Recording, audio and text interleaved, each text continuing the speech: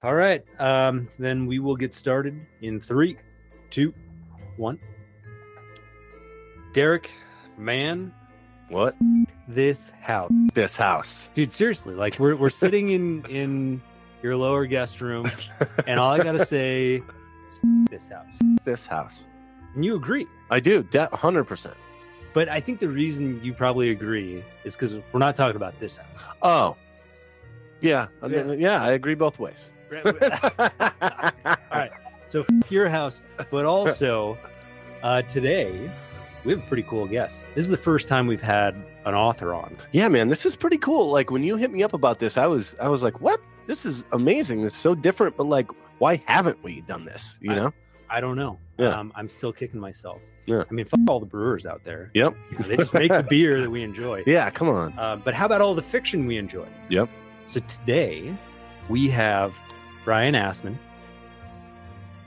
author of Man, Fuck This House, which, by the way, is the best title I've ever heard. Yeah, when I'm like, Stu, I got to read this book. Just by that alone. I just finished the book, and I was like, dude, I reached out to this guy to see if he would be interested in doing the podcast. Yeah. And I think your first thing was like, well, what did he do?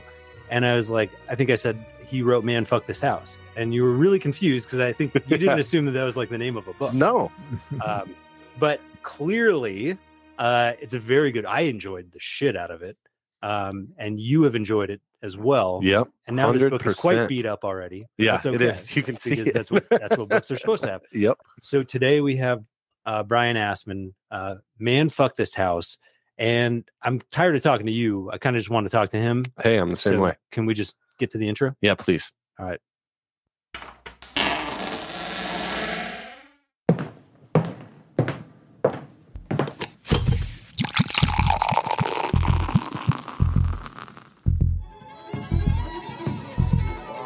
One, two, three.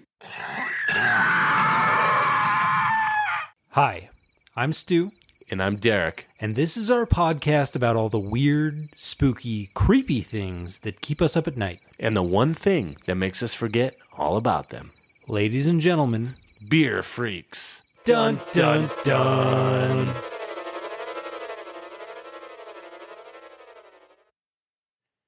All right, Stu, so if you're pronouncing someone's name, you should probably pronounce it correctly. I think, was I not? You were not. I was not. It's Brian, and I'm going to mess it up. I hope you fuck it up. It's Brian Asman. Brian? Yeah, so you're actually supposed to yell it as well, so it's more like that would be the proper pronunciation. You know what I think it is I've watched way too much Seinfeld growing up, and if anyone has seen the episode where Kramer gets the Ass Man license plate. Oh, Jesus. Right? That's right. Which is a great episode. And by the way, he finds out he got the vanity plates. The vanity plates belong to a proctologist. Oh, Jesus. Which, is perfect. It's kind of perfect. I love it. So, Brian, I apologize. I meant to ask you before the show. I just kind of went with it, and it's totally my fault. But welcome. Hey, it's all good, and I'm really happy to be here. No worries. Dude, so you've written a book. You've written several books, but you wrote a book that Derek and I have read that, I feel like it's kind of taking a little bit of the horror community by storm. Can you tell us a little bit about Man, Fuck This House? And you have to tell us about the title, okay? Yes. And then you also have to tell us a little bit about the content, what you're willing to talk about. Absolutely. So, yeah. It's kind of funny because this book totally started as a Twitter joke. I remember getting on Twitter like 2 years ago and just being like, what would be the perfect name for a haunted house book? Man, fuck this house. And all these people were like, well, not all these people, like 5 people were like, dude, you should totally write that. And knowing that I could sell a minimum of maybe 3 copies to the 5 people who are interested in, I was like, I should go ahead and write this book. And so I did. kind of the funny thing was the book was originally going to be very, very, very different. It was going to be kind of like a fratty ghost comedy. It was going to be kind of like Van Wilder, but like paranormal, where like, people would be passing out in rooms by themselves and wake up with like dicks drawn on their faces. And like, everyone's like, woo, no one else was here. Who could have drawn the dick on your face? That sounds like a Saturday night for Derek. It does, yeah. That's Yeah. an every night deal. Yeah. That was the original idea. And then again, I was like, Twitter has shaped this book, really. It's kind of funny. But my friend Autumn was like, Autumn Christian, author of Girl Like a Bomb, which is excellent. You should check it out. She was like this tweet and I will say something out of pocket about you. And I was like, fuck it. Yeah, I'll play, whatever. And she said, I feel like you write exclusively for bros, and that makes me feel left out. And I was like, huh. You're right. And so I felt like the book I had in mind was going to be too much of a retread of other stuff I've done. And I wanted to push myself in a different direction. I was like, well, I haven't written anything like long form that's like really about like a traditional family. Right. And so I wanted to write about a traditional family that moves into a house, kind of do like the familiar like Poltergeist or whatever kind of haunted house book mold or haunted house movie mold, whatever you want to call it, where, just we've seen that build so many times where like family moves to a new town, moves into a house, spooky things start happening. But what I really wanted to do was get into the relationships and the familial dynamics. And there are two things that I think separates this book from other books of its ilk, other than the title, of course. And one is there's kind of an unorthodox look at parent-child relationships in here. And I'm not just saying that. There are people who have come up to me who are like parents who are like, when I read this, like the mom character, Sabrina, she was like thinking things that I've thought, but never seen articulated before. And that's the kind of shit that makes me really like, it really gets me like right in the heart when people say things like that, just like, cool, I touched a part of you that no one else has before. That's pretty rad. Yeah. Okay. Can I just jump in? Because dude, I mean, honestly, like one of my favorite parts about this book was you're exactly right. There are a million horror stories about a traditional American family moving from one city to another, moving to a new house, moving, and it's not to say that it's a trope. It is a trope, but it's something that everyone can relate to. There's a reason that it works. It's like all the Hallmark movies out there. They all have the same deal because it works. And because it works. And people like to hear that story. But what I found really interesting about your book, and obviously I don't want to give it, too much away, but you did have a very interesting dynamic between the family, especially the son and the mother. And I'll let you talk about whatever you're willing to talk about. Again, I don't want to give anything away. But I did find it funny that, especially given what you just said, where, there are other authors who have said, or at least one other author who said that, you wrote for bros, right. But in this case, the dad of the family was the most stereotypical, I think, dad probably of all time. Like he is the button up polo wearing, watch the game sort of like, but you really spent a lot of time, featuring the mom, telling the mom's story, and then telling the son's story, who had a really interesting story as well, and the daughter too. But like I really gravitated to the story of the mother and the son. Yeah, thank you. I really appreciate that. And it's interesting. Those dynamics they grew out of what I wanted to do with the traditional haunted house build. So in a lot of horror stories, children are portrayed as like extraordinarily precocious, and when you actually read things in their POV, they don't think like kids. Like this is the example I use all the time, but like Danny in The Shining is written like he's a 42-year-old man in a child's body.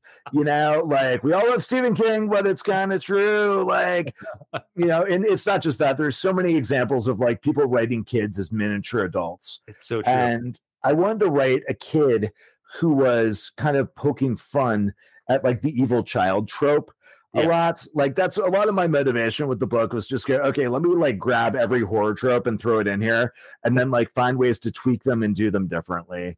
And I'd like to think from everything from a haunted house itself to evil kids or what have you, that I've contribute something to the genre by shifting things just a little bit askew from what we're used to.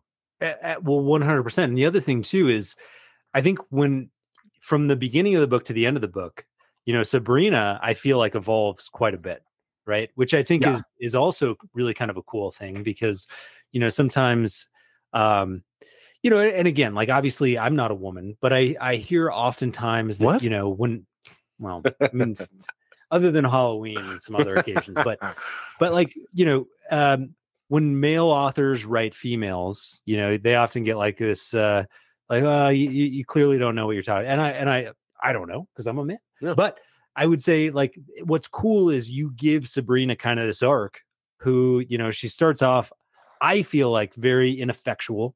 She's kind of like living a life that she doesn't love. Doesn't even really love her kid, but we can cut that later if you don't want to give that away. I mean, that's really from the very first page that relationship is established. Yeah. So I don't think that's a spoiler to say that her and the son have a very fraught relationship. Right. But then as you get towards the end of the book, she gains more agency.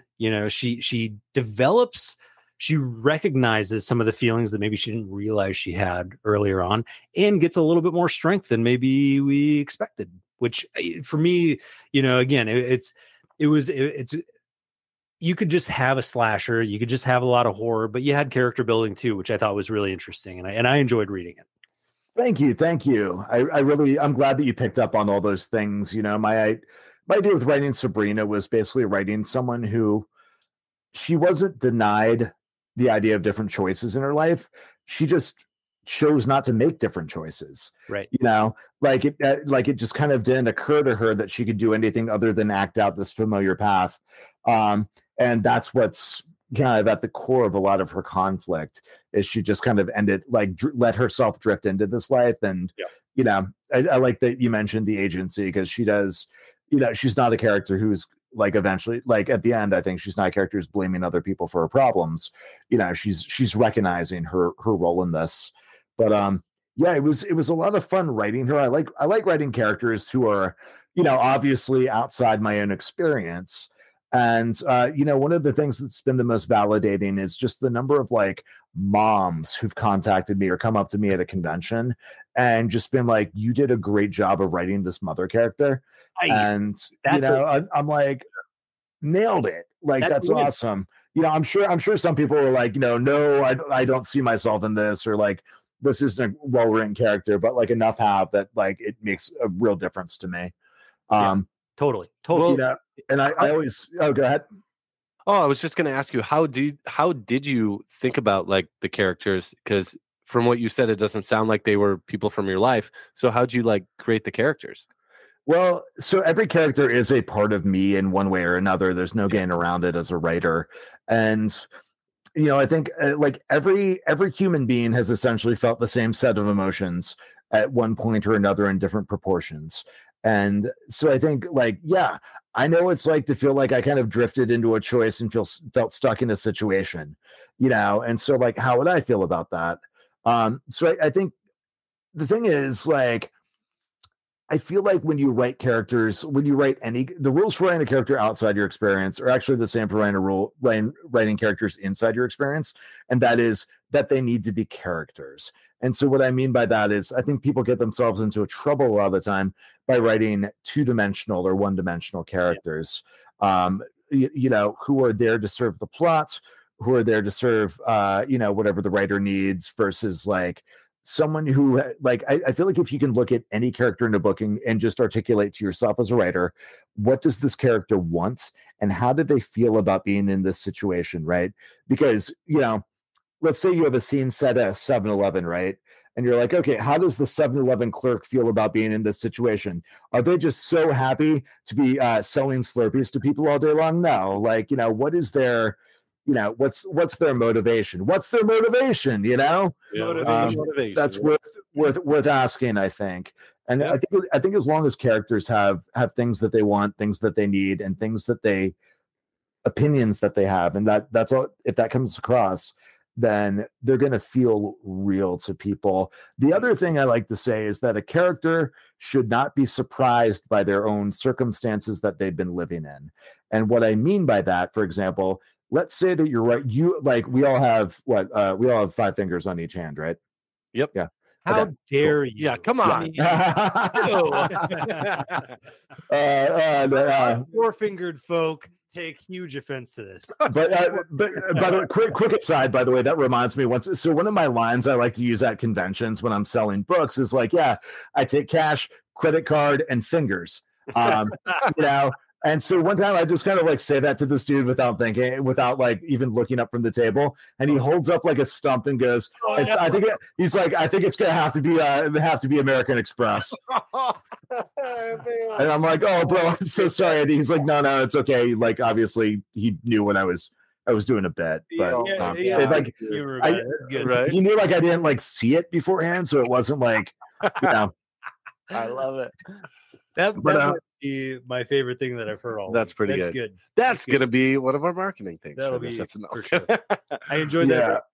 But what I was getting at there though is like, so if you're right, I have 5 fingers on each hand. If I'm writing a character who has like a hook for a hand, for example, that's going to change their life in lots of ways and make it dissimilar from mine.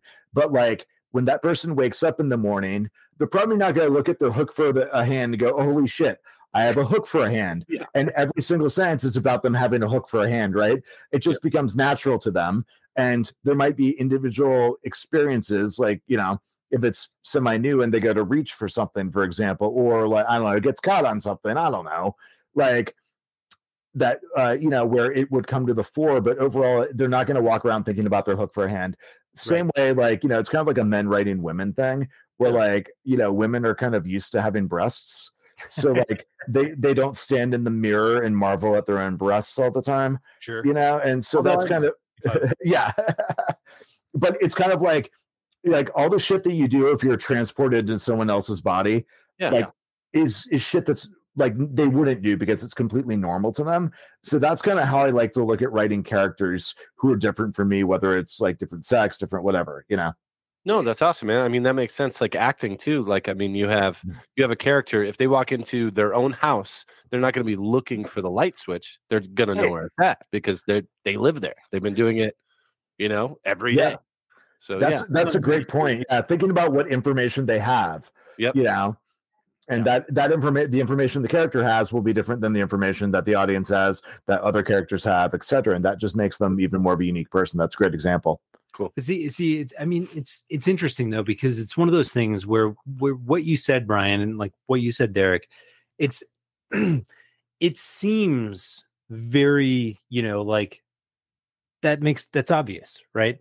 But it's not though. Like for a lot of people, when you're in this zone of trying to create fiction, right? You get wrapped up in other things, and you get wrapped up in description. You get wrapped up in other things that really take you out of what actually might be authentic to a character.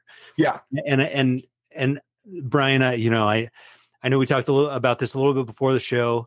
I just finished a 100,000 word novel. Thank you, Derek. Appreciate it. Thank you, Brian. Congratulations. That is huge. Thank you. It is, I don't think it's anywhere near the quality of what I read in this book, but I do think it's good. But I mean, the editing process that I'm going through right now, because I'm not done editing yet, it's painful, man, because I do see like me trying to be a little too descriptive here and definitely getting more on the author side than on the, the actual character. What would the character experience in this? And I'm sitting there as the author and trying to write this.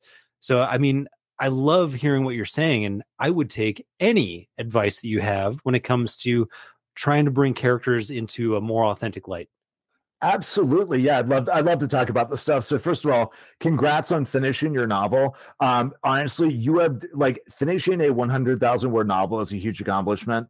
And you have done more than most people who get on Twitter and put author in their profile handle.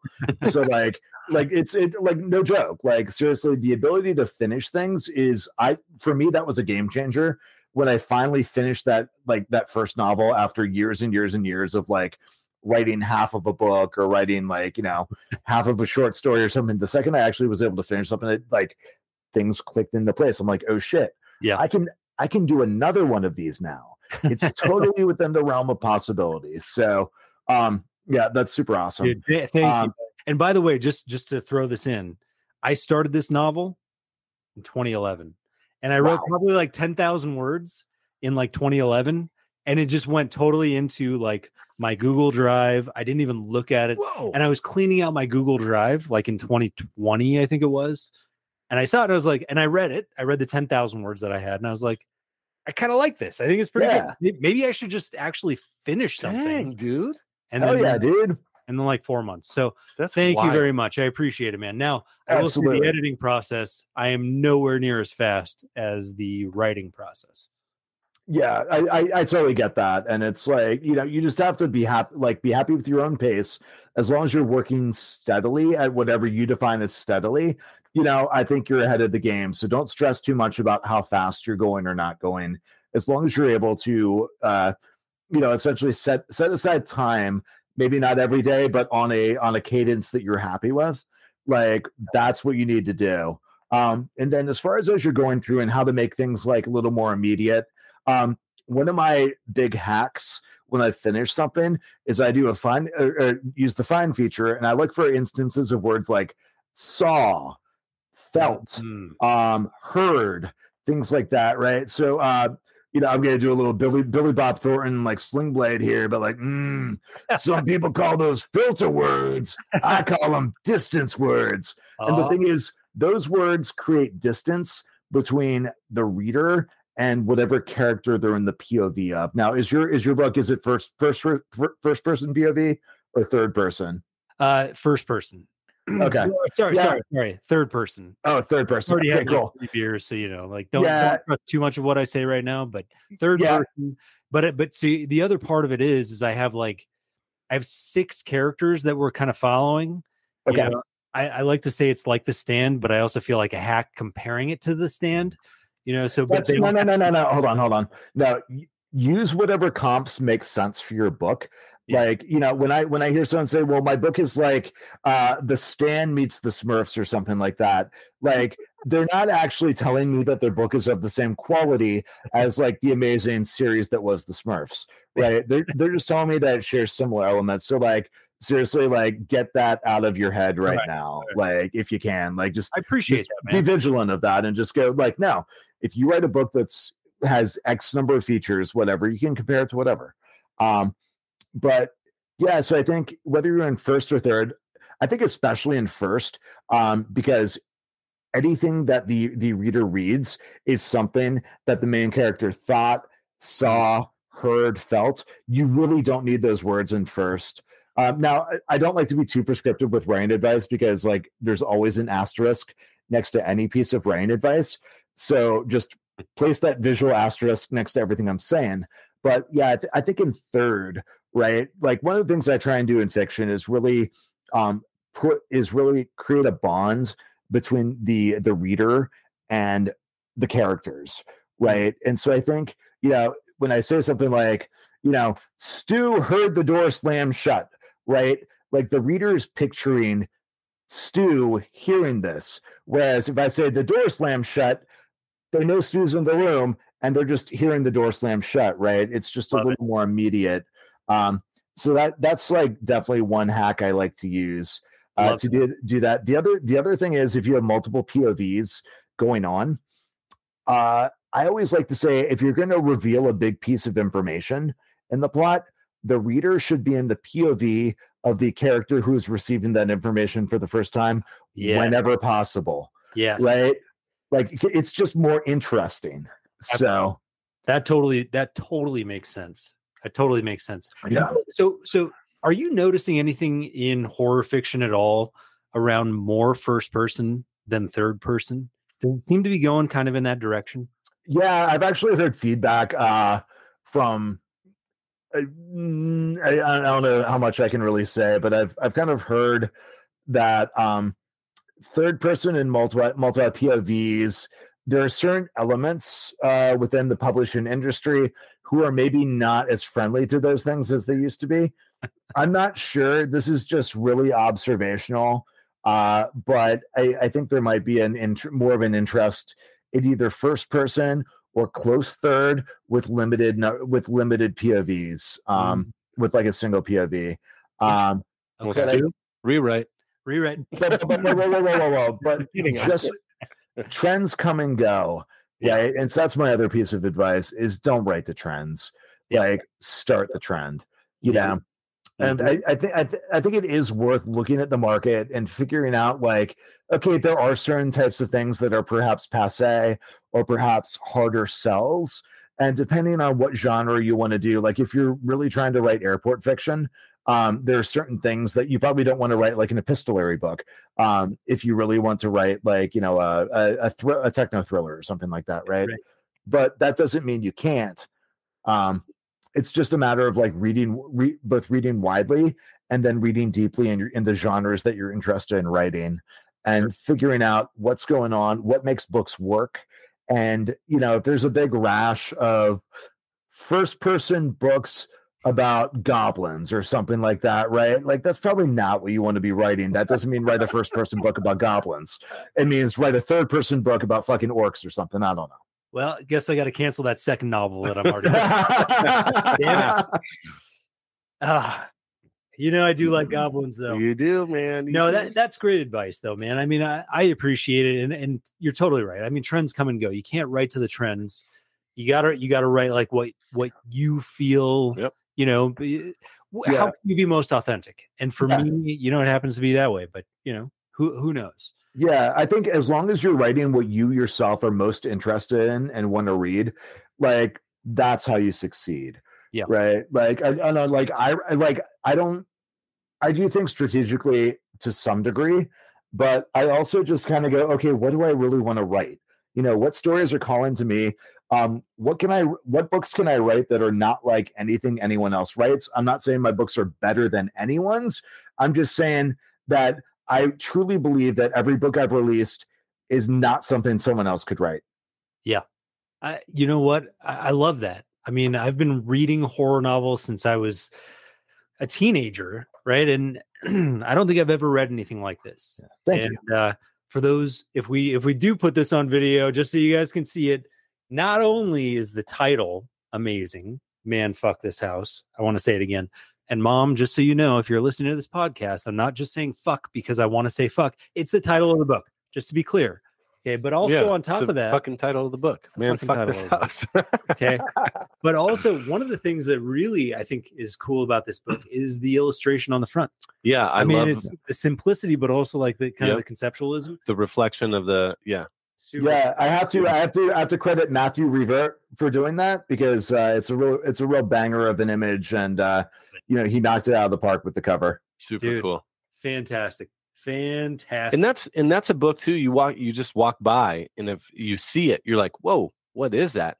For one, the title, you're like, okay, I got to see what this is about. That's awesome. And then just the simplicity, but not at the same time of the cover. Like it just draws you in really, really well. There's something wrong with this house by the bottom of it. On the top, on the top of this picture, this house looks perfect. It looks like a great house, but there's something rotting underneath. Yep.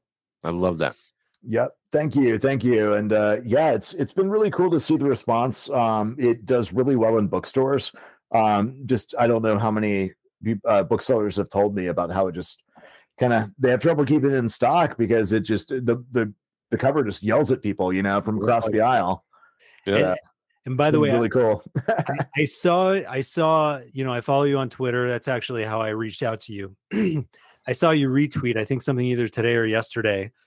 Someone said, Brian, you know that now there's going to be a tidal wave of horror books with a title of with fuck in it. Yeah.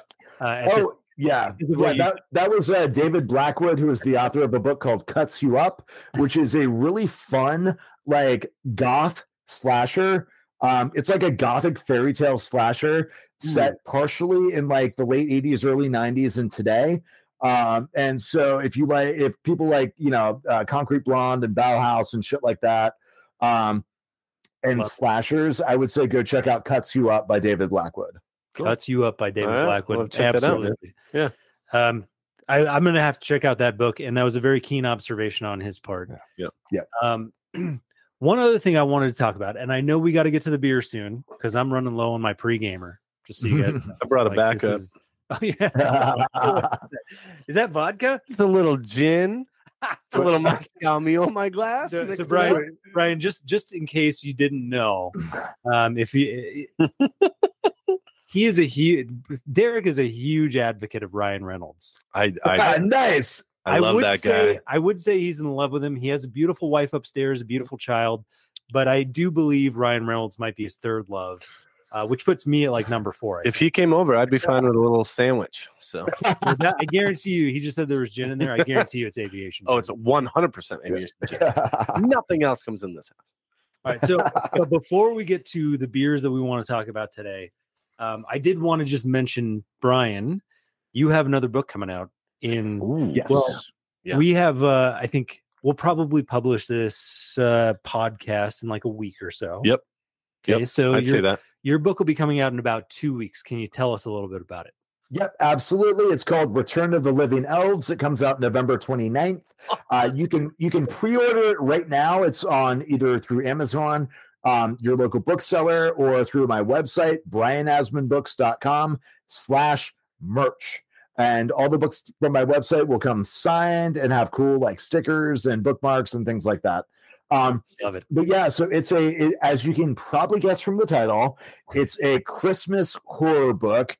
It's got elf zombies. It's really tongue in cheek. It's a bit of a tribute to Return of the Living Dead. So like that particular film, it starts off in a warehouse. This is a Christmas warehouse instead of a medical supply warehouse. Nice. And it's got these 2 warehouse employees who find a crate of mysterious snow globes, and one cracks open, releasing a zombie elf hybrid who goes nuts. And then things really start to diverge from the original film from that point on out. Things go in some very weird and unexpected directions, which if you've read one of my books, you know that's kind of what happens. So Return of the Living Elves. I love it, dude. I'm there already. Okay. After this, I'm putting in a so pre-order. The audience knows. Okay. What would you prefer us to buy it from? Honestly, there's no wrong way to buy my books. Okay. If you prefer an ebook, there are like venues where you can get that. If you buy it from the website, honestly, I make the most money if you buy it from my website, but if you buy it from Amazon, it feeds the algorithm. And if you buy it from a local independent bookstore, it helps support amazing independent bookstores. So if you buy a copy from like each of those places, that's probably your best bet. Oh, perfect. See, look at we'll do that. It's a win all the way. It's a win all the way. So basically, Brian, what you're saying though is don't buy from Amazon. Yeah. Yeah. Or like honestly, like buy from indie bookstores for sure. But you know, if you buy from Amazon, it feeds the algorithm. More people discover my books. So again, there's really whatever's most convenient for you. There's no wrong way to buy my books. No, we got to get that, man, because that sounds freaking awesome. I'm going to pre-order from his website. Yeah. Because thank you. Signature, and I want the sticker. Oh wait, I don't know what the sticker is. So you get the signature if you buy from your website. If we buy from Amazon, we don't. Correct. Yeah. Okay. Yeah. If you buy a paperback off of Amazon, it does not come signed. Okay.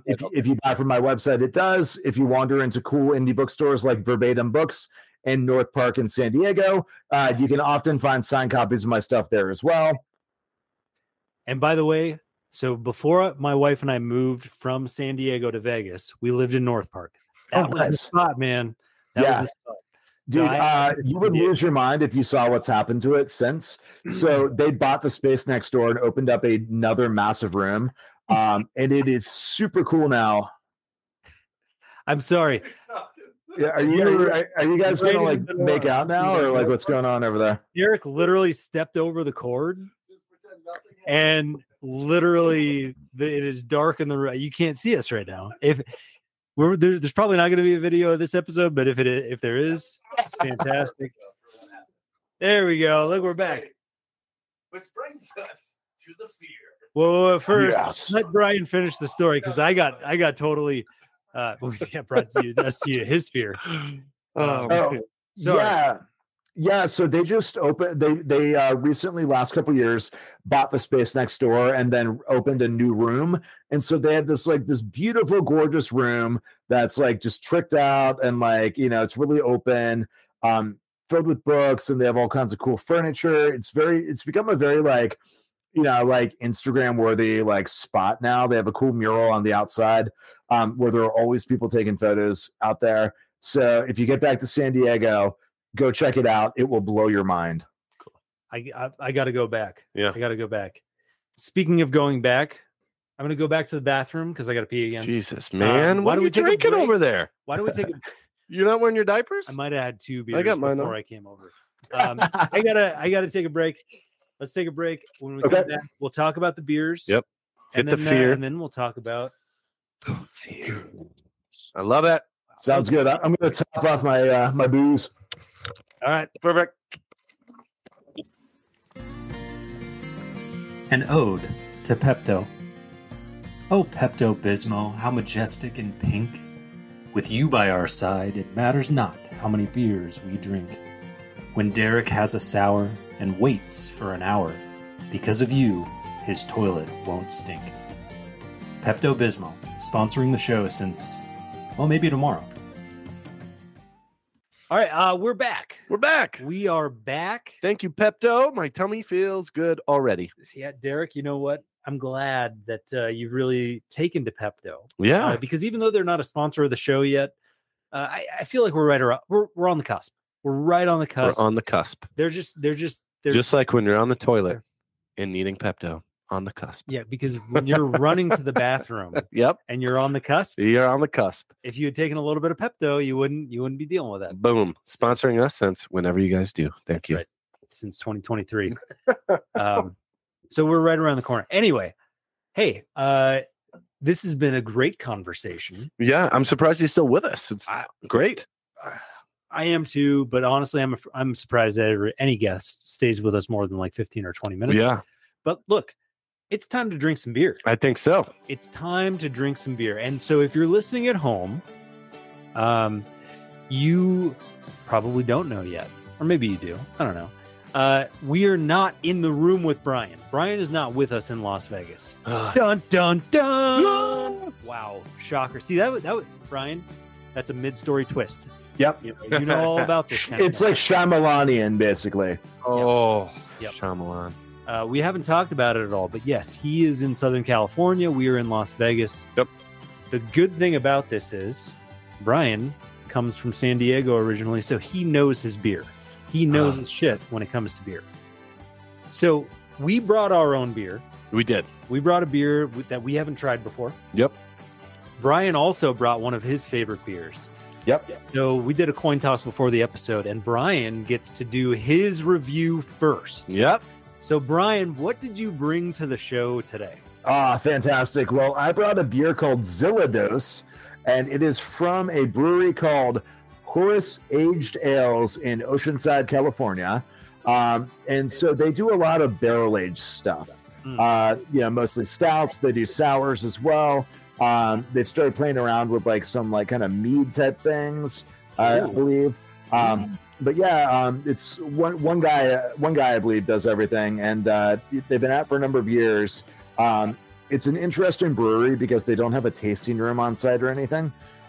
They pretty much exclusively sell bottles and do collaborations with various breweries around the country. So they've done stuff with like I know Great Notion in Portland. They've done stuff, I believe, with Bottle Logic in Anaheim and a bunch of other cool breweries just all around the country.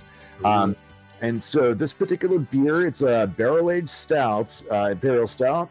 It's got hazelnuts, it's got vanilla, it's got some coffee, and it is very big, full, complex, and just goddamn delicious. I love it. I'm looking at it right now, and while you're taking a sip, I'm looking. It has a very dark beer. It's got a very good foam head. It looks like root beer from here, which is like awesome, like a dark root beer. You know, it looks like a Guinness. Yeah. Oh, there you go. Yeah, like a little bit like way it's better. got a Guinness color. Although you never know what's coming through the computer screen, but it looks really good. Okay. Yeah. So you just took a sip. So tell us about what you've just experienced. Yeah, it's amazing. It's definitely a little bit on the sweeter side, kind of the dessert in the glass type thing. But it's very high alcohol. It's like 14%. So it's got just a very complex flavor that just kind of keeps going. I love that. So Brian's going to be drunk by the end of this episode when he finishes that. What do you mean going to be? No, Brian, do you feel every like the vanilla notes, the hazel notes all going down the throat? Yeah, I don't have the most complex palate in the world. I just know it's very, very good. But yeah, you can definitely pick out the individual, like, hints of vanilla, and you can definitely taste the hazelnuts and everything like that. The coffee, I'm not picking up as much. Yeah. But it's still there. It's kind of like base. It's like base or something, Derek, cool. I've gone keto. Yeah. So when he talks about the sweeter notes, that just makes me sad. I just miss that. Yeah, Stu would be one I could call any time of the day. It could be 3 a.m. Stu, let's get a beer. Sure. I would have done it. And now it's like, Stu, let's go get a beer. I'm on keto. No. Stu. Look, man, keto is it's a great diet. It's a lifestyle. It's a lifestyle. Sad, lonely lifestyle. But you know what? But look, at the same time, here I am drinking an IPA. Yep. Right. I guarantee because of Brian. This bad boy's got well more carbs. Cheers, Brian. Cheers, fellas. Cheers. We got to look for this beer here and see if they have it. So I was going to say, Horus, I thought I knew all the San Diego breweries, although I've lived in Vegas for 12 years, man. Hey, you're losing it, man. I have San Diego tattooed on my arm, and I don't even feel San Diegan anymore. If it was on your butt, it'd be different. Is that what I You missed? feel it every day. Every day. Golly. Okay. You're right. Okay, but I've never heard of Horus. So, so you said there's no tap room or anything like that. Like you can't go there and just sit there and have a pint or anything like that. No, yeah, it's like, I don't know, this is gonna sound douchey, but like it's pretty exclusive. Like there's like a waiting list to get into their bottle club. Like luckily I got in this year. All their beers are definitely on the pricey side, but in my opinion, highly worth it. I think if you want to try their beers, the best thing that you can do is just kind of keep an eye out for local breweries and see if there are any collaborations going on. Follow them on Instagram because they're constantly posting about what breweries they're doing collabs with. Cool. Yeah, I think you mentioned like beer zombies before the show. Yeah, I'm pretty sure they did something with beer zombies at one point. Okay. And like I said, I know for sure they've done stuff with the Great Notion before. That's actually the first time I met the brewer, and I can't remember his name. I think his name's Kyle. But first time I met him, I was up in Portland for something else and saw they're doing an event at Great Notion, and Jed over there and had some, like, I think they had like 3 or 4 beers at that event. It was really awesome. Nice. He also this was a couple years ago, but he brewed a special beer for Disneyland. Whoa. So in California Adventure, if you went to the Lamplight Lounge, you could have one of the Horus stouts there. But yeah, it's kind of hard to track down, but if you follow his Instagram, like you can figure out like where stuff is available. No shit. Okay. That's super cool. Because didn't Carl Strauss used to do the brewing for like California Adventure or something like that? Yeah. And I think now they've gone in more of a direction of having more like local Anaheim stuff because Anaheim is really, really strong in the brew game these days. Mm-hmm. Like, I don't know if you guys are familiar with any of the Anaheim breweries, but honestly, like just pound for pound, Anaheim is knocking it out of the park these days. Really?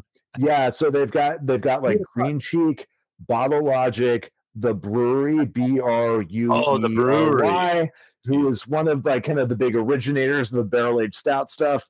And then they've got a bunch of other smaller, awesome breweries over there. And they're just doing really cool shit. But like, that's one of my favorite places to go, actually, is just go hit Anaheim and go to like the dozens of breweries that they have around there now. No kidding. All right. Okay. All right. Hang on. So I got to ask you this because you were a guy who knows his beer, and I appreciate that. I appreciate that more than a lot of things because it tells you a lot about a person who understands the breweries around them. Yep. Okay. So you talked about going to Portland, Anaheim, San Diego. Best beer scene, hands down, in your opinion. Ooh, that's a good question. Honestly, like people are gonna get mad at me for saying this, but right now, Anaheim. Wow, dude. Okay, and you got a local dude saying this. And honestly, the reason for that is because of the sheer number of very high quality breweries that are all packed together in a couple square miles in Anaheim. Like I'm sure, like Stu, you've been to Beer before in San Diego. Oh, yeah. There are a bunch of great breweries there. Don't get me wrong, but I don't know. I just find just pound for pound, Anaheim is definitely like the place to be for breweries that all have at least one thing that's world class. Wow. See, okay, that's awesome, man. That's solid. Okay, I love that. Let me ask you this though, just a follow up question, because I'm with you. I'm not. Yeah. Doesn't have to be San Diego. I would have said San Diego, but but anyway. But you mentioned pound for pound, okay, per capita. Okay. Have you ever been to Bend, Oregon? No, I haven't. I've been to Portland. I've been to the Oregon coast, but I have not yet been to Bend. So Bend, the reason I ask, because Portland obviously has great beer too. I mean, it was one of the best beer scenes in the world. Yeah. San Diego, one of the best beer scenes in the world. Bend, if Oregon was a dartboard, Bend would be a bullseye. It is right in the middle of the state. Okay. My dad grew up in Bend. Okay. It is a small town. It's like maybe 120,000 people. It's probably grown since I last went there. We went there about maybe 5 years ago. But I remember my dad wanted us all to go, family trip, right? And he goes, "We're going to Bend, Oregon." And my dad still, my family still lives in San Diego. So we're like, oh, gotta waste our vacation days going to the middle of Oregon. Like, what the hell is it? But you know what? First of all, beautiful outdoors, amazing place. But also the most breweries per capita in America, in Bend, Oregon. So they have like 120,000 people there.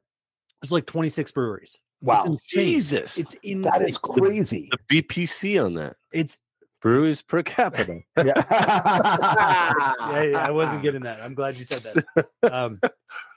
No, totally. I mean, but Brian, to your point, in Anaheim, you're saying like these breweries all have like world-class beers, at least one or so.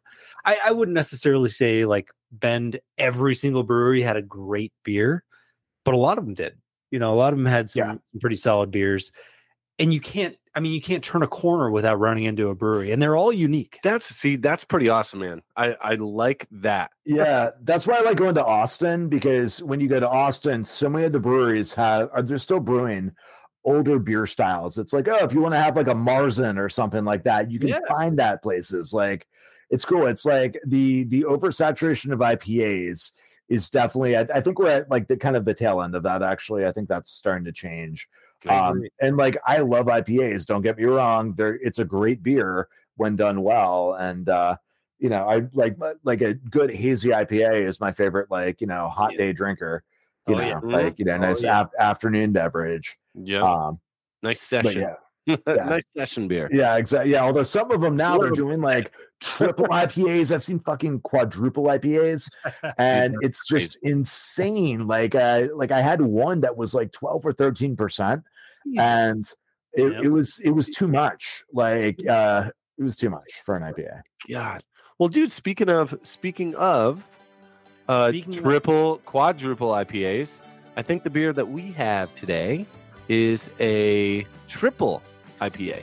Woo! Right? Not messing around. What is it? It is a Belgian style Tripel. Oh, Belgian style Tripel. Nice. Is the one we're drinking our pre-gaming? Our triple IPA? Yeah, but don't say that live. Oh my God. Okay, perfect. We'll cut that, but wow. Yeah, we've been drinking. So we are drinking. In fact, two of the breweries that we mentioned over the last conversation. This is a collaboration between Able Baker and Astronomy. Yep. Nice. It's called Gamma Ray Burst. It is a Belgian style triple.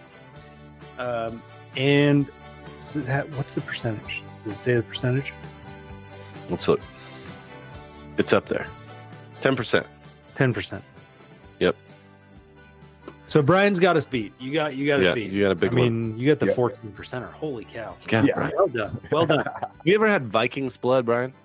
Yes, I have. Yeah, that's fun. Did That's it make fun. you lose your recollection of time and Stop space? a little bit? Yeah, a little bit. I will say the most intense beer I've ever had, and I still have a bottle of this that I've been cellaring for almost 4 years now. Is called Fundamental Forces from Bottle Logic in Anaheim. It's close to 20%. Oh my! Whoa.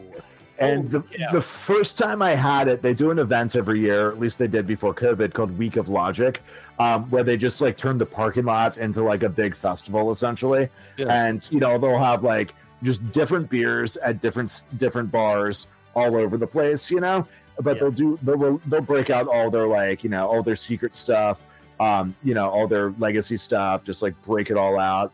And so it was like a warm day, and I'm like, yeah, sure, I'll try that Fundamental Forces. And I tried like 4 or 5 other like strong barrel aged beers.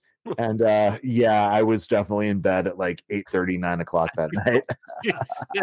Well done. Woo! Well done. Woo! That Yeah. sounds like a great day. It does. Great day. It was fantastic, not gonna lie. Have you ever tried the Sam Adams Utopia that comes out? No, I've heard that's the one that's like super high ABV too, right? Yeah. It's, I want to say it's high 20s, if not 30s. Mm. It's supposed to be like it's the highest Shut the front ABV door. for a beer because the way they brew it, supposedly, I guess they consider it a beer because of how it's made. Yeah. But I don't know. I feel like it's still more of like a. But it's wild. Like, you remember Freaking Frog when Freaking Frog was here? Yeah. They had it, and they would do shots of it for like $35 a shot. $35 a shot of beer. Yep. But it was that. I mean, it was that That's high crazy. alcohol content. Well, Yeah. do you know Brewdog, right? I've heard of Brewdog, yeah.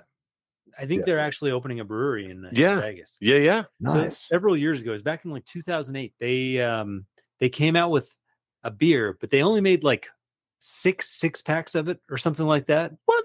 And it was basically whiskey, but Yeah. it apparently had a beer. The way they brewed it, or it was whatever, essentially a beer, Yeah. but it was also essentially a whiskey.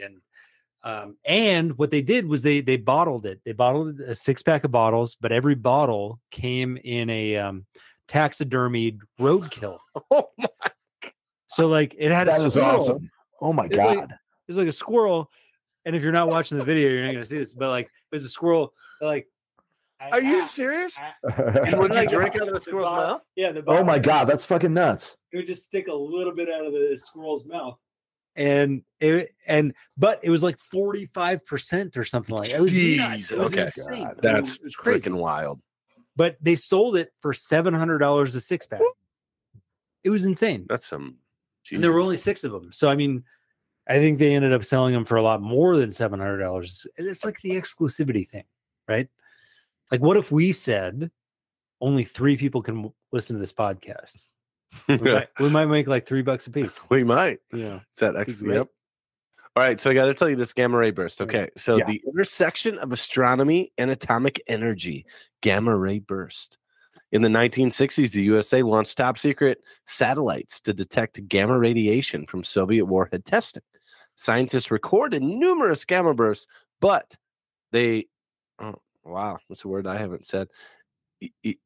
Okay, let's restart. Scientists recorded numerous gamma bursts, but they emanated from an extraterrestrial origin. Declassified in the 1970s, astronomers discovered the bursts were the result of supernova and black hole collisions.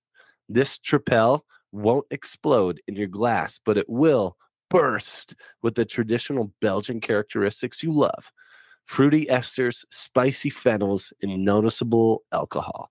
This brew might take you to new worlds, but won't leave you stranded because its recipe is based on real science. I don't know You're welcome. what. Thank you, by the way. I'm Thank kidding. you. I don't know what esters or phenols are. Is it the esters and phenol? Does that have to do with the smell and stuff? I don't know. I'm not really into it. Brian? I have no idea. I'm not that conversant, unfortunately. Well, apparently there are fruity esters and spicy phenols. I have no idea what they may be, but they're there. They are there. If you're someone who likes fruity esters and phenols, Spicy phenols. get this. Well, Brian, we'll cheers to you with your Oceanside beer. Yes. With Excellent. our Las Vegas beer from Abel Baker and Astronomy, and yours from Horus. Yep. Cheers. Man, I love that. That's actually really smooth for 10%. I haven't had a Belgian style in a long time. Jesus. To be honest. That's dangerous, dude. That's dangerous. Well, I feel like that's the problem with Belgian style beers. Now, do you experience, and Brian, this question applies to you as well. Yep. Belgian style, massive hangover, or is it just me? No. God damn it. Yeah, although to be fair, I haven't really had enough of them to know if it would give me a hangover or not in a long time. All right. We should do a hangover episode. I don't really get hangovers. I've heard that's a sign of alcoholism, but like I don't get hungover. You and Derek both. See, no. My dad doesn't get guys? hangovers. This isn't I fair. get hangovers like crazy. I didn't get that gene. 100%. Okay. I'm gonna wake up tomorrow hurting. Yeah, all right. But you still do not get hangovers the way that most people get hangovers. I vomit and I'm good to go. Yeah. It's like a 21-year-old. You get hangovers like a 21-year-old. That's fine. Dude, I enjoy this. This is actually really good. Good job, guys. Good job, Abel Baker. Good job, Manos in the Astronomy Works. Yeah. And Matt. Because the two breweries who made this beer, we've had them both on before. On the show. Matt Nice. Brady, James Manos. Yep. You guys are awesome. We are a big fan of the Gamma Ray Burst. This Belgian style, honestly, I don't know the right terminology, I think, to describe it. It's got a little bit of a sweet, whatever that Belgian-y taste is that comes through with most Belgian beers. It always tastes like bananas to me. You know what? I think that's a good I'll give you description. that. That's a great description. I think that's a very good description. The Belgian-y bananas. The Belgian-y bananas. The Belgian-y bananas. You know what? Actually, I lived in Flagstaff for a couple of years, and they had a brewery there. They had an award-winning Hefeweizen. Yeah. But it was banana based. Oh. And that was probably one of the best beers I've ever had. And actually, it tastes a little Belgian-y. So there you go. I think you nailed it. I think you Oh nailed it. yeah. Good job, Brian. I actually love banana in stouts. Bottle Logic, the brewery I keep talking about, they did a barrel-aged imperial stout a couple years ago with banana notes in it called Equivalent Dose. That's one of the best beers I've ever had in my life. It was like chocolate and banana and was just so like it's like a banana split. Yeah, it was wild. That Dude. sounds great. That sounds great. All right. You know what else sounds great? Well, it really doesn't, because it's going to be scary, but Spooktacular. By the way, just so the audience knows what Derek is alluding to, we are about to jump into Brian's fear. But before we do, I just want to say this episode probably won't publish until like mid-November, but it is the day after Halloween. Yep. Okay. It is. It's the day after Halloween. So is that Dios dos Muertos? Damn it. Dia de los Muertos. There you go. See, he's from South Dakota. I can't say that stuff. Yeah. We'll have one of the San Diegans say anything we need to. Perfect. Thank you. We got needed. We got you with Espanol. We got you with Espanol. Perfect. All right. Quick roundtable before we go to Brian's fear. Yep. What were you guys for Halloween, Brian? I was a vampire. My girlfriend Catherine and I just put on some capes and cruised around on Santa Monica and Sunset Boulevard up here in LA. That sounds fantastic. That sounds great. That sounds man. Great. Yeah. Blood on the teeth or no blood on the teeth? No blood. We kind of just put on capes and just did it. I love it. We feel like we bring our personalities exude like vampirism. So like stuff like fake teeth or blood, we didn't really think we needed. All right. A couple of people drove by and yelled, "Hey, Doctor Strange" at me. And then I murdered them. Oh, Jesus. I love it. That's awesome, man. Derek? Me, my wife, and my 1-year-old little boy, we were the Krugers. Nice. Because my last name is Kruger, Perfect. and yet I have never dressed up as Freddy Krueger. So I'm like, okay, that's just silly. But now that a little family, I'm like, okay, this works. Yeah. Yeah. We all dressed up as Freddy Krueger. So Nice. And I was there to witness it, and it was very cute. it was cute. So everyone knows. What were you still? Well, so I was deaf for like 5 seconds, but the mask that I got over my face was I couldn't see. So I was masked for literally 5 seconds. I took a picture and then I put a shirt on that my wife bought me that had a ghost on it. So And you're a ghost. I was a ghost. Perfect. Yeah. But not a good ghost. Like it wasn't a good ghost. It was like it was like a dad wearing, shorts and a ghost. Hey man, you're a ghost. Yeah. Own it. All right. And your son was Sonic. All right. Quick break and then Brian's fear. Now, we all know the things that Pepto can do. It cures nausea, heartburn, indigestion, upset stomach, and of course, diarrhea. But what can't Pepto do? We recently found out that Pepto is not a good replacement for laundry detergent, unless it's Breast Cancer Awareness Month. Watering your plants, although my orchid can now carry on full-on conversations. And last but not least, Pepto should never be used for cocktail mixers, no matter how tasty it looks. Pepto-Bismol. Use only as directed, unless, of course, you're a maniac. All right. Then we're back. We're back, everybody. We're back. Derek is, you know what time it is. His creepy voice. Yeah. Trying Well, to that scare sounded a little scare off. horny. Yes. That was. I think you grew a mustache. I think I as you did said right there. Now I went away. Oh, man. All right. Well, All right, another Brian. good thing, though, Pepto, after a hard day shoot, Pepto, help you with your stomach issues. Helps you not grow a mustache. Thanks, Pepto. You didn't take your Pepto. Take your fucking Pepto. All right, but I think we're on the best things, Stu, which I'm really excited The best part. because Brian writes, scary stories. He writes scary books. If Brian writes scary books. Like, what is he afraid of because he's writing about it? So I feel like he can't be afraid of anything. Yeah. But is he? I don't know. Oh, I'm fucking afraid of everything. Oh, there we go. Yeah, and honestly, most horror writers are. Like, that's why we become horror writers, so that we can confront our fears, Oh, okay. Yeah, like everyone I know is very much yeah, I'm totally a huge scaredy cat. We're not just sitting here all tough and shit, whatever.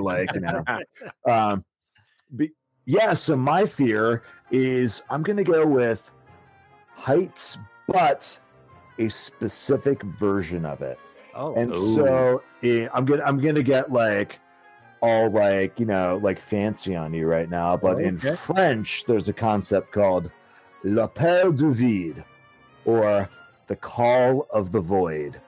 And so essentially, if you've ever been on a balcony high up or something like that, and it kind of just occurs to you oh shit, I could easily jump off of this thing right now. Oh yeah. Oh, totally, dude. Yeah. And it's one of those things that's scary as fuck because you're you're not, it's not a suicide thing. It's more just realizing the possibility of how easy it would be. And it's scary as fuck. Dude, yeah, that's shit. Oh my God, dude. Yeah. That gives me goosebumps now because you're just hanging out on a balcony that could be really high. Wait. And you don't. No, but yes, but I had that exact moment. Yeah. Okay. And you gave a name to it. You just made me feel a whole lot better. I wasn't the only one. No. I was flying back from Hawaii, and I was sitting in the emergency row. Right. So I'm sitting at that emergency door, and there's the handle that's behind this little plastic thing, but you can reach it underneath. Yeah, you can totally. Your whole thing is they ask you before the flight, hey, are you willing to take this responsibility to open the door and all that kind of shit? For the leg room, of course. Yeah. And so I'm sitting there on a 6-hour flight, and I mean, I wasn't looking at it for all 6 hours, but I was looking at it quite a bit, and I'm just holy shit! I could literally reach up, pull that down, and end Everybody. Everything. Like, Yeah. not that, again, to your point, it's not suicide. It's not a suicidal thing. It's more of just like what would you call it? Like, what would you call that thought process? Yeah. Lapel du vide. Lapel du vide. I love that, man. Yeah, it's a really bizarre thought process. And I don't know, like I've read about it before. I can't remember exactly where it comes from. But yeah, it's crazy. By the way, feel free to edit this part out right here. Yeah. But actually the thing is with the emergency exit thing, because the cabin's pressurized, you actually couldn't open that door at that height. So like if you would not figuring that out, that's important. Yeah, I don't want to be like that, but actually guy like putting on my fedora and like correcting you, but like I wanted that actually makes me feel better because like I even thought about like, what if I fell asleep and I accidentally like I don't know my arm went up, but I don't know. Yeah, so the way the doors are constructed, you literally won't be able to open it at that height while the cabin is pressurized. Wow. But like it's more intended for like if you're at like ground level, you can definitely open it there, right? So like when you're I believe when you're like taxiing or something like that, if you were to pop that door open, I think you could do it then, but you would never fly in a plane again after you get out of prison. Well, yeah, for sure. Yeah. But Brian, I got to tell you, you just eased my mind for because I work in Hawaii, so I go there like every couple of months. And so literally you just made my flight that much better. You're gonna fantastic. Kick back, man. I'm gonna feel good. Stoked. My arm is not gonna snake up and accidentally open the door. It's gonna be great. You know what? Though, I'm glad you said that or your fear because we recently did a shoot in the Cromwell here in Las Vegas, and it's not necessarily a patio, but like you could open it and kind of go out there. And then I was kind of thinking the same thing. I'm like, wait a second, I could literally like step on this little railing and jump out, and I could land like on the road, and cars could freaking hit me back and forth or whatever, you know. And I'm like, well, that's a weird thing to think, you know. But like, I mean, you could that could literally happen. Would I ever do it? No. So I'm glad you mentioned that because it's like, yeah, that shit can happen. You know? Yeah, totally. It's a very common thing that like most people have experienced, like you said, and just never been able to put a name to. Yeah. Weird. That is wild. Damn, though, man. I totally see that. Yeah. So can you give us an example of maybe one time when you experienced this? Oh yeah, completely. Yeah, when I first moved to San Diego, I was like living at a friend's apartment on like the 14th floor, and he had like a balcony. It was like overlooking the airport, like down in Little Italy. Yeah. And I would like walk on the balcony, and I was standing at the railing looking at planes take off, and I just realized like, holy shit, like all that's separating me from like a 14-foot fall onto concrete is this railing, and like, you know, I could just vault this thing right now and just jump like that. Yeah. Like, you know, there's nothing stopping me from doing that. That scared the shit out of me. So, my God, that is creepy, man. Holy cow. So, I mean, I don't know if you've researched it at all or but do a lot of people experience this? And, you know, I guess, is this something that few people experience that like, do only a few people try to do this kind of not try, but feel this thing? Yeah. Or is it most people actually look at a cliff and they say, well, it'd be interesting if I did that. Well, so I think so we're 3 for 3 on this particular podcast, and that's a small sample size, not scientific, but like, I think this is a thing that happens to almost everyone. Yeah. And that people then just go suppressed because like, it's not like they want to do it. Yeah. So like they just kind of like push it out of their minds, you know, and go about their day without really examining like, wait, why did I feel like that? That's fucking weird. It's just, I think it's our terminal sort of obsession with death. Yeah. We're all curious about it. We're the only animal that knows their own mortality. Yeah. And so I feel like we always think about it. Yeah. Yeah, exactly. It's also kind of possibly even like a control thing.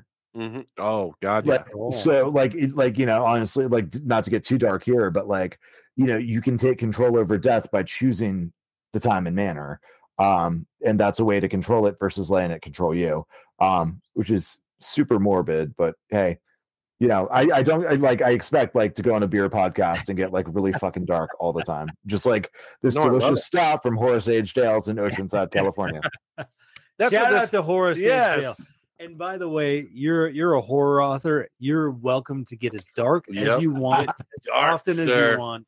And just again, so just if you join this podcast for whatever reason and skip to the very end and just listen to this, Brian is a horror author, but he also has a great sense of humor. So, which is infused, I think, throughout his horror. Oh God, yeah, I love it. Job. I love it. I was cracking up at all the different spots in your book that, like, thank you. I almost felt you brought in your own, like, your parentheses of like what you were thinking, and you kind of brought it in some of the different. I was like, oh my God, this is awesome. Like, Thank you. It was great. You know, my fundamental thing with writing is if you're not having a good time, you're doing it wrong. You know, and that doesn't mean that everyone needs to write comedy, but like it should be fun. Yeah, should be fun. Yeah, heck yeah, man. It should be fun. Yep. That's a great fear, though. I mean, again, another one we haven't had. You know, I think it might be the most complex fear we've had. Yeah. That's because you don't think about, like, I would have never. I mean, when at the Cromwell, I thought I was kind of like weird thinking that. I'm like, wait a second, like, is there something wrong with me thinking about jumping out? You know, I wouldn't do it, but it's like that could happen. It's not like you and want it's so to do crazy you brought it up right now. It's so wild. It's not like you want to do it, but it's like it's right there in front of you. What if you did? Yeah. It's like, again, like I didn't even know there was a name for this. Yeah. You have enlightened me. I feel very good about this because now I have a name for it. Yeah. And it's not suicidal. No. That's not the intent. Yeah. Well, it brings me back to Groundhog Day. You know, like, if you could, knowing you're going to be fine, would you do it? Oh, man. I would jump off that thing and see what happens. I wake up the next day, we're good. Like, except for the one time you weren't. Well, and that's the scary thing. Like, you know, is this the one time I do it and then we're not good? Yeah, it'd be scary. You never know. You never know. See, I wouldn't risk it. Ugh. God, yeah. Dang, so, quick self plug, real quick. Please. I actually read a short story about this very concept. It's called "The Siren Song of Sharp and Deadly Things," and it's in a collection called Neo Arcana that you can only get on my website, brianasmanbooks.com. Oh, see, okay. So just so everyone knows, again, brianasman.com. Asman. You can get brianasmanbooks.com. brianasmanbooks.com/merch. Yep. /merch. You can get the current book, Yep. Man, Fuck This House. You can get you can pre-order his new book, which is Return of the Living Elves, which, if you're in the Christmas spirit, which I know I am, I'm ready for that fucking book. Yeah, Halloween's over, Christmas time's here. Here we go. And then you can get this third, please, one more time, Brian. It's called Neo Arcana. It's a collection that's exclusive to my website. So it's got seven short stories, everything from psychological horror, like I just talked about, to like kind of like a version of an 80s slasher, to like some really weird and unclassifiable shit. It's all in there. And then I also sell a couple other books through my website, my previous novellas, Jailbroke, which is a sci-fi comedy. If you like Futurama or Rick and Morty or things like that, you might enjoy Jailbroke. And then maybe my personal favorite thing I've ever written, it's a book called Nunchuck City.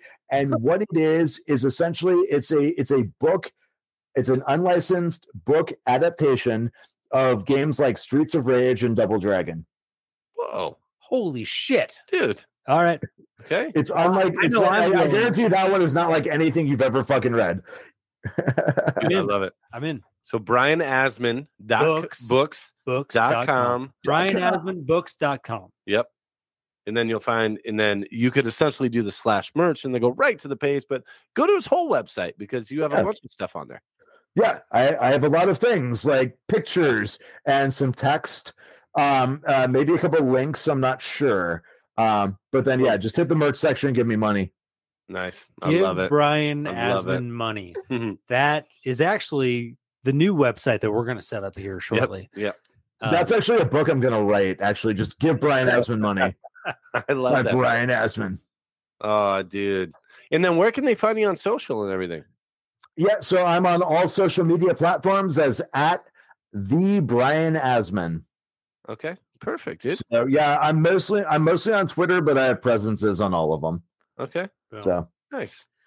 Well, thank you so much, But man. Absolutely. And just so everyone knows, we're going to end this podcast, but we're going to have some special content at the end for any other horror authors out there who are interested in figuring out a little bit more on how to publish their books in maybe some non-traditional ways. So, Brian, if you're willing to hang out with us for like 5 more minutes, promise you can get back to your life and your wife and all that good stuff. But to all our listeners, thank you. Good night. And we'll be seeing you.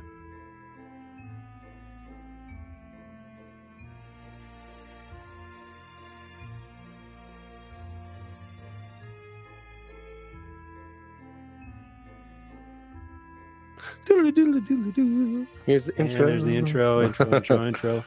By the way, I should have asked you. I meant to ask you, Asman. Is that how you pronounce the last name? Asman. Shit. Yeah. It's okay. It's a common mistake. Don't worry about it. Well, but you know what? I want to pronounce it right. Should we just do the intro again? I'd touch on it when you come back and be like, watch, come back. Okay. So you're going to take this? Okay. Yep.